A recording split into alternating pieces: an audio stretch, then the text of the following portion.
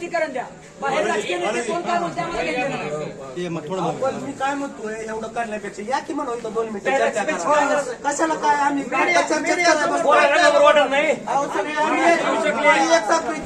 सन्माननीय मळदाराच्या शपथ सांगतो तिथला एक जण बी कालवा करणार साहेबांनी इथे चर्चा करा म्हणून काय सुद्धा आणि साहेब बोलत असताना एक सुद्धा बोलणार नाही. दसरा मेळावा घेताय तुम्ही लोकांचं ही करताय तसं तुम्ही समाजासमोर या